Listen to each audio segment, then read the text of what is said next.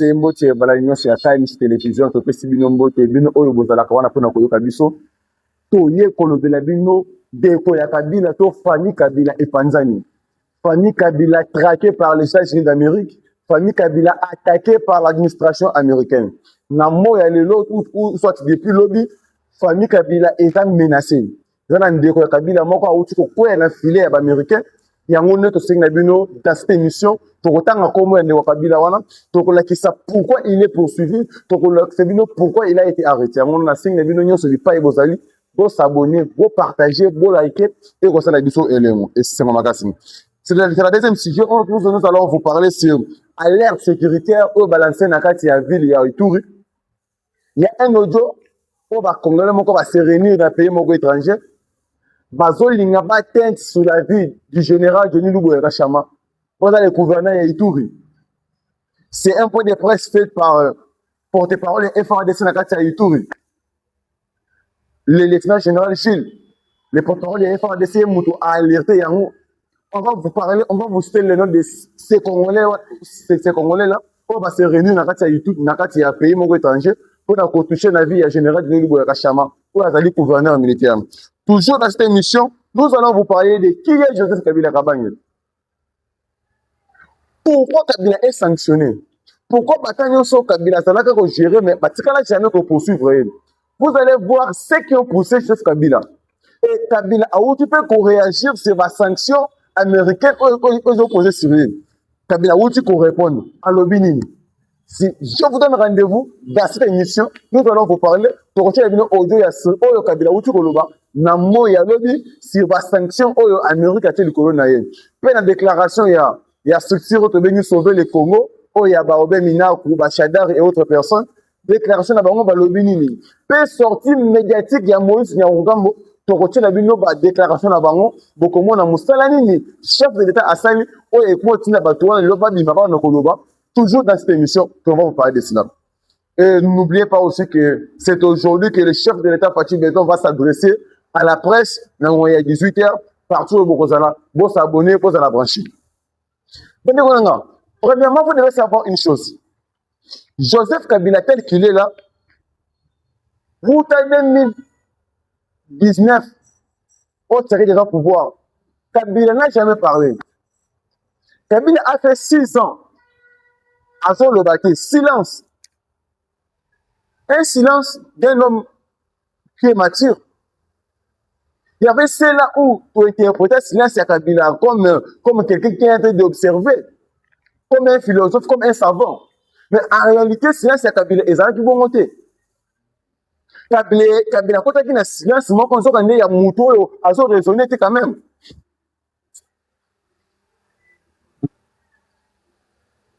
Joseph Kabila a sali 6 ans azo lobaki abatami ale kananzela aucune communication même après il y a pas proche na elle.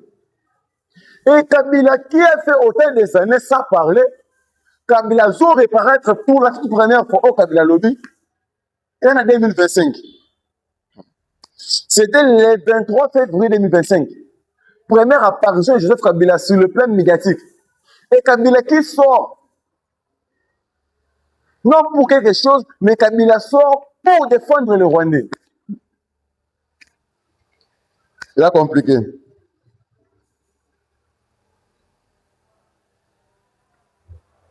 Joseph Kabila a failli la mission dans le Congo. Coronavirus, à un message, mon côté pour la tête, le haut dirigeant pendant 18 ans. Si votre coup dans la ville, Kabila était là.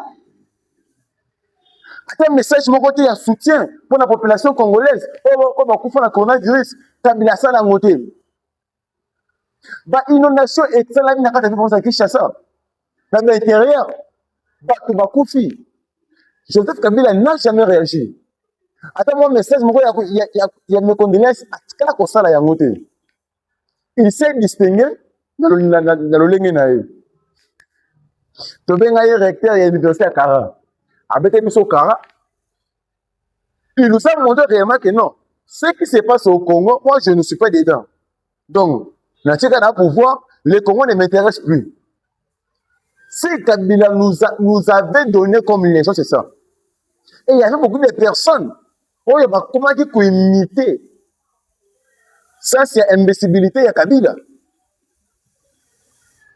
Non, non, il faut garder le silence. C'est qu'il parle trop. Kabila garde le silence. C'est qu'il parle trop. Kabila a osé étudier aujourd'hui entre Tshisekedi et Kabila. Qui est le plus intelligent? Il a compliqué.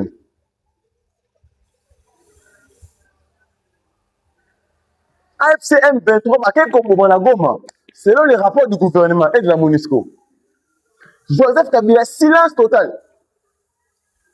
Kabila Tikala Kolobate, silence total. Kabila, n'est-ce pas Yonin en 2012, qui a qualifié l'M23 comme un mouvement terroriste? Le même mouvement terroriste est qui est consanguiné et de population au Gérard. C'est comme les Olobako Zalabuto Est, non? So Est, Oyo, Obotaman Nakivu, Newa Nakivu, non? Population à qui comme Mabango. C'est à garder silence. Kabila Aloa et l'autre côté, à Fane Kimia. Pendant 6 ans, Kabila Aloa. Première apparition à Kabila, c'est le 26 février 2025. Non, 3 jours après, Baouti, pour sanctionner, même moment où il y a FCM 23, c'est compliqué.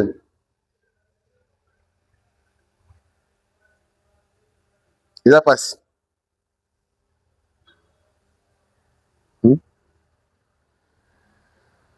Kabila qui apparaît le 23 février 2025, là, les États-Unis d'Amérique et Outi qu'on sanctionnait pour les alliés Iloris Penyuka, pour les alliés membres AFCM 23, là, James Kabarebe, pour les alliés ou les militaires ou chef d'état-major en Rwanda. Lorsque va sanctionner Bango, 3 jours après le 26 février, même année 2025, Kabila Zo reparaît dans les médias pour défendre les Rwandais. Kabila qui sort pour dire que non, l'AFCM 23, c'est un mouvement. C'est compliqué. C'est un mouvement qui a une mission légitime. Kabila qui apparaît pendant 6 ans d'absence médiatique. Kabila réapparu après 6 ans, le 26 février 2025. Le 23 février 2025, va sanctionner Iloris Kanyoka, membre de l'AFCM 23, va sanctionner James Kabarebe, un membre de l'armée rwandaise, va sanctionner par les États-Unis d'Amérique. C'est par là que Kabila le 26 février, 3 jours après, pour que non, l'AFCM 23, c'est un mouvement qui a une mission légitime. Kabila sort pour défendre. Congolais va comprendre Goma, le Belé et l'autre côté. Bato va comprendre l'inondation, le Belé Kabila et l'autre côté. Bato va comprendre la COVID-19, le Belé Kabila et l'autre côté. Mais vous qui défendez Kabila, vous qui défendez Kabila d'être un Congolais, est-ce que tout ça, vous n'avez pas moment d'arrêter? Pour que tu puisses au moins arrêter, vous je ne sais pas. C'est compliqué. C'est vraiment compliqué.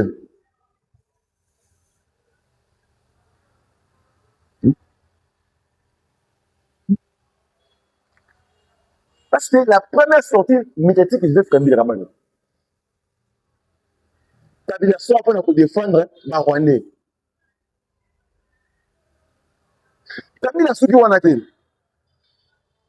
Kabila sort encore à chaque fois que Bazo touche, bon, vraiment, il y a ACM, il y a Rwanda, Kabila sort toujours pour dénoncer. Kabila nous a dit en 2012, les mêmes mouvements. Il y a un M23, où Kabila critique, c'est un mouvement terroriste. Kabila nous parlait du dialogue, quel dialogue? Dialogue, il y a Kabila Sala, pour y aboutir. N'est-ce pas qu'on soit Rwandais, pourquoi tu vas avoir une armée? Si dans notre armée, il y a des mixages et un braquage, c'est grâce à Kabila.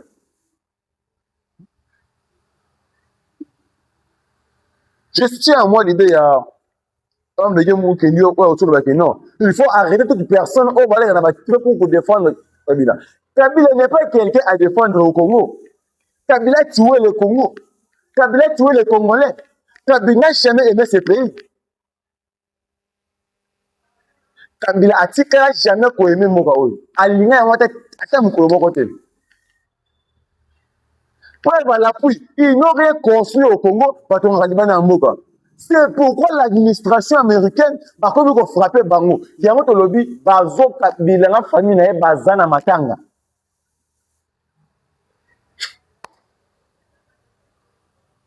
C'est compliqué.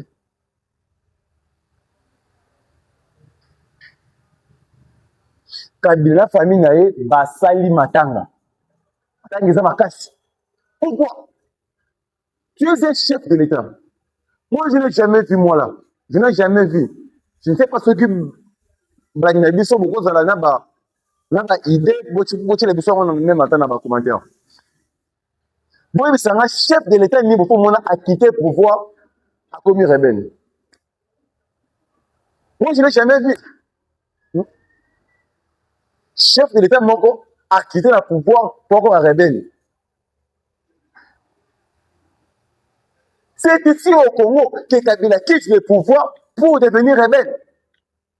Il nous a tout simplement montré chemin où il y a à côté là qui. Il était venu comme un rebelle, Kabila s'est institué rwandais. Les amis sauté. Pour que les retours ne viennent plus, comment on appelle son âme.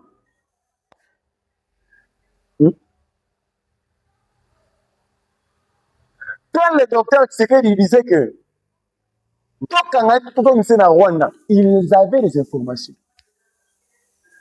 Qui moi senga makatanye pardon. Alobi bolimbisa. Tozu muto zande na biso te te pesa identité na biso. Akambi biso 18 ans, bolimbisa nga. Kabila n'est pas congolais. Mais aujourd'hui, c'est là. Bolimbisa les choses.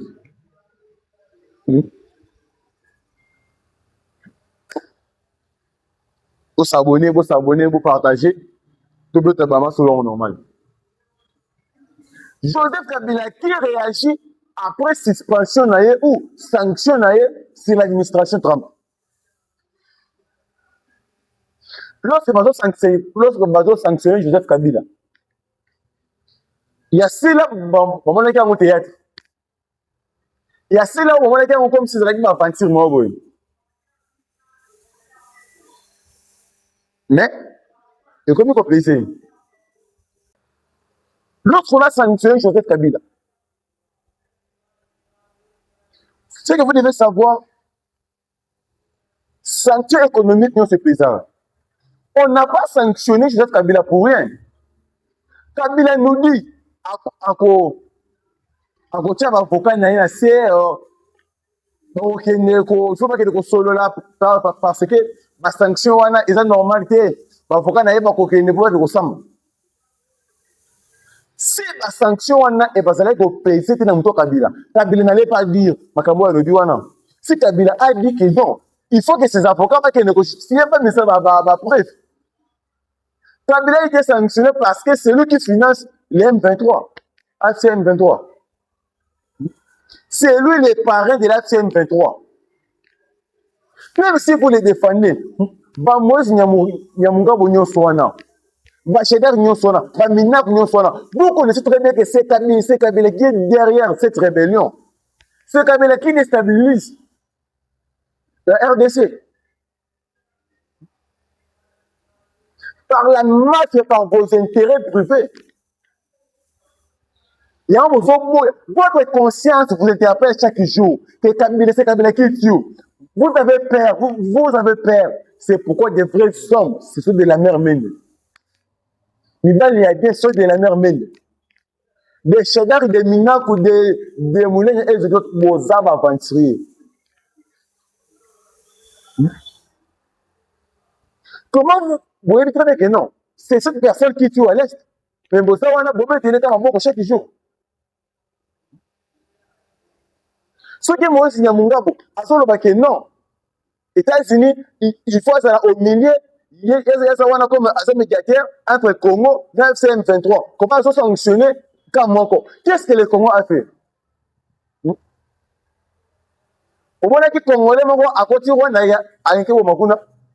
N'est-ce pas, ce sont les Rwandais qui tuent chez nous, en complicité avec les Nanga, les Makenga, les Bizimwa, les Kabila et consorts.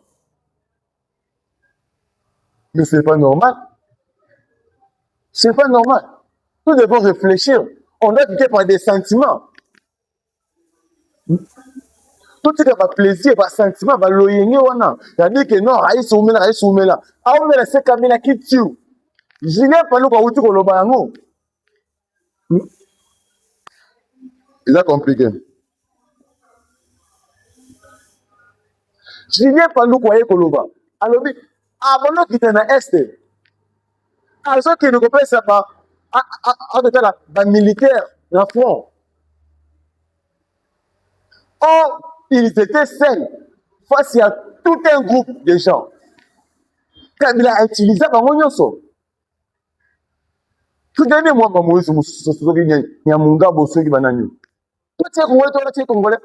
Vous êtes Congolais, nous, on ne connaît pas Baba. Comme moi, il y a mon gars bossé qui va n'animer mon gars. Toi, tu n'es pas Congolais. Il a compliqué.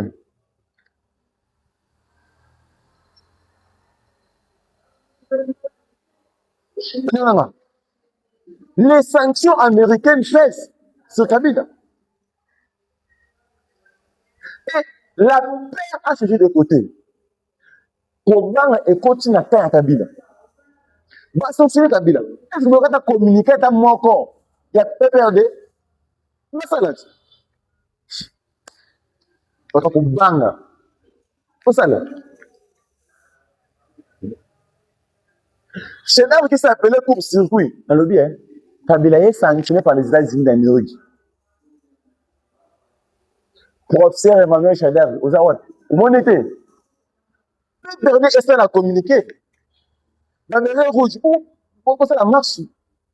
Tony Mabino. Actuellement, on tout passe au Banga. Où il y a comme qu'on soit force, il y a comme Mananzela, on va frapper. Et tout ce qu'on fait aujourd'hui. Monter comme Mananzela que non, ça la marche pour nous soutenir Joseph Kabila. On va frapper. En communication, il y a pas perdu, donc on va frapper. Parce qu'actuellement, nous n'avons pas encore le temps. Il y a pas perdre. Kabila a tué, ça fait un moment. Pour mon côté, n'a pas perdu à la force, même courage. Il y a comme une déclaration que non, nous peut perdre, nous disons, nous condamnons à Zate, Bazo Banga. Bachela retour à Bazo Banga. Il a compliqué.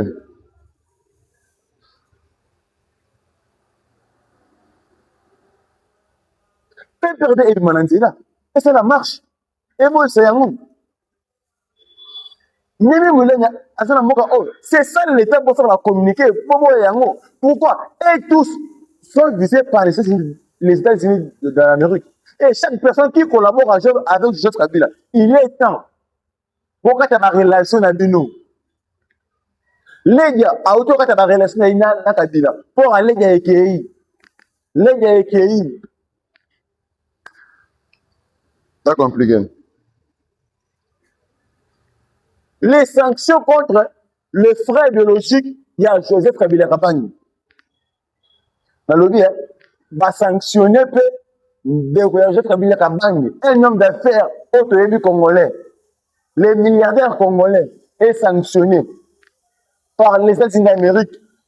Palpitation, Kabila Kimi, famille Pansani, actuellement, va éviter. Même les papa, ni moi, ni maman. L'homme fort du Congo, Joseph Kabila Kabangi. C'est compliqué. L'administration Trump ou les États-Unis d'Amérique, vont sceller bien immobilier, il y a frère biologique, il y a Joseph Kabila Kabangi. Tout ce qu'il a construit dans les États-Unis d'Amérique est cause à la saisie. C'est compliqué. Et puis, à être visé par la justice américaine, il faut aller à Kosamba. il faut ndeko Kabila wana aya kosamba. Aya kosamba. Ça compliqué. La passe. Le frère de Joseph Kabila, l'homme d'affaires congolais, comme on a eu Francis Elemani Mutuale,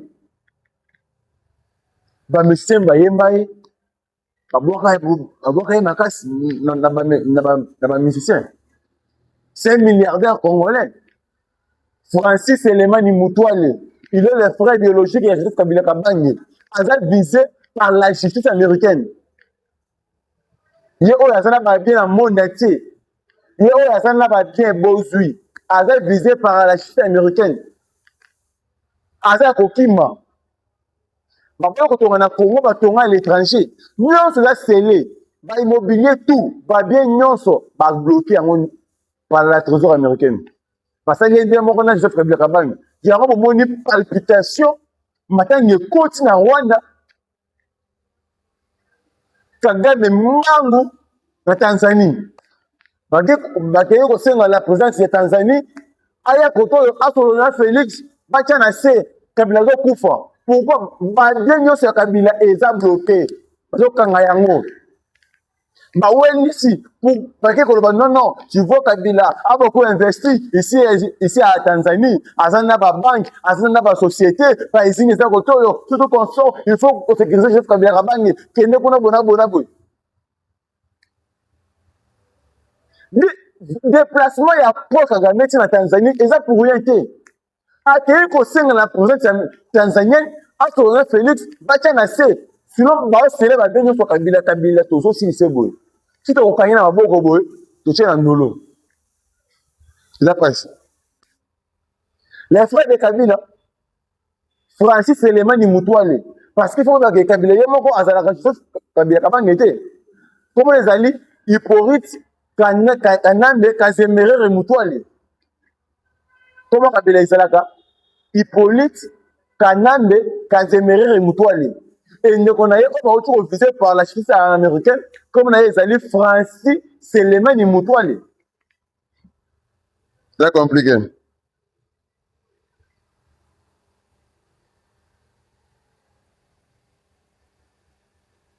En 2015,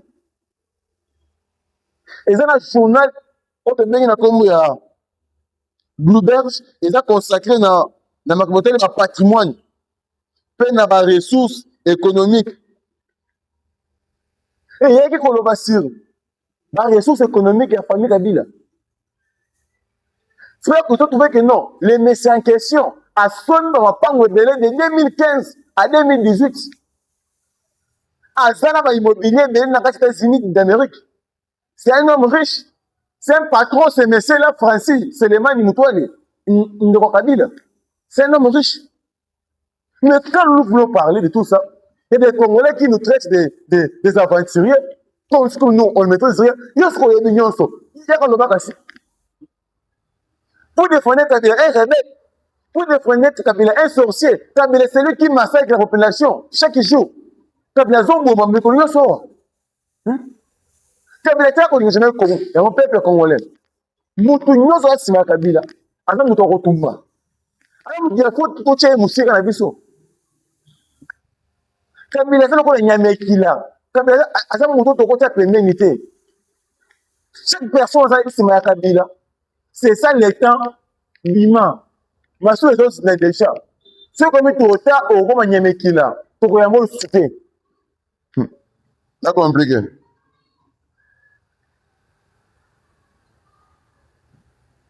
Kabila famille n'a pas tourné à l'étranger.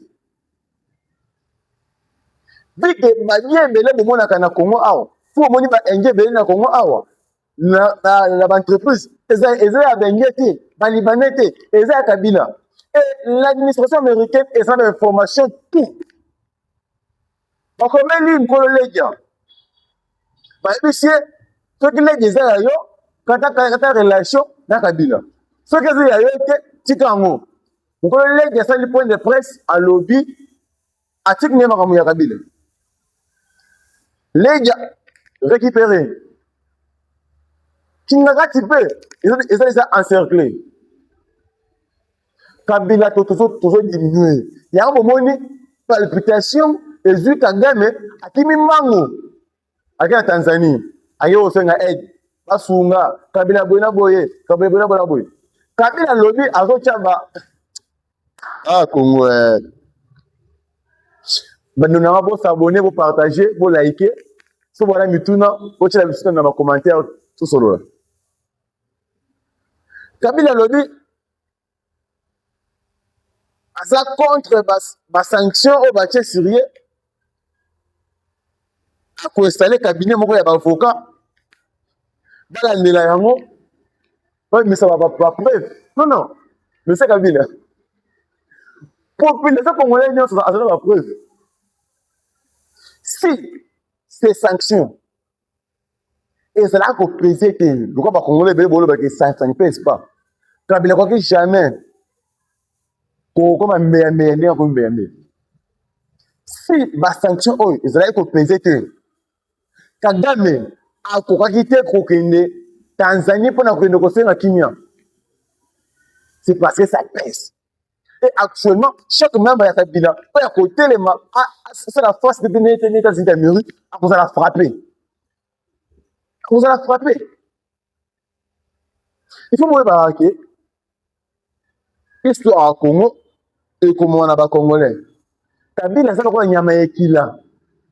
Toko si mayete toko layeti. Kabila place Kabila ils a prison. Et qu'on a Francis Elemani Moutouale. Akimi. La justice américaine est au Lukaye. Il faut pas kangaye. C'est eux avec son frère Hippolyte Kanambe Kazemere et Moutouale. Allié Joseph Kabila Kabani. Par moyen Moutouazo financé. AFCM pétrole dans le matériel. Non, on est juste quelqu'un qu'on utilise. c'est là compliqué. Il y a pas. Mais on a le temps que nous vous laissons le temps que voilà na o ezali point de presse chef de l'État dans 18 h. Vous connaissez encore quoi pour construire na base na e. Na on tous na bino pour s'abonner toujours.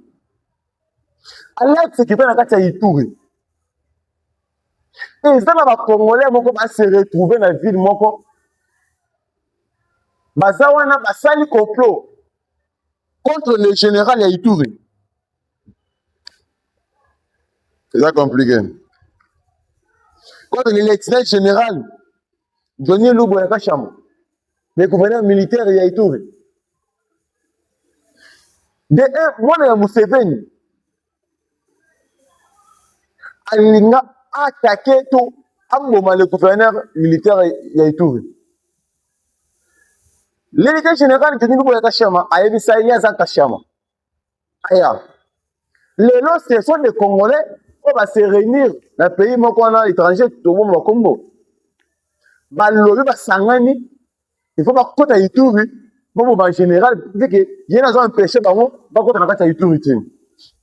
C'est un point de presse fait par les porte-parole de la FRDC na Ituri, par les capitaines Gilles Ngonga. Madame Nanga. Nous avons besoin de gens qui travaillent comme le général Denis Boyaka Chama. Si tous les militaires sont comme ça, Timia est s'imposer. Mon boulot est aussi là. S'il y a des traîtres partout, mon boulot est aussi là jamais. C'est compliqué. C'est compliqué. Maintenant,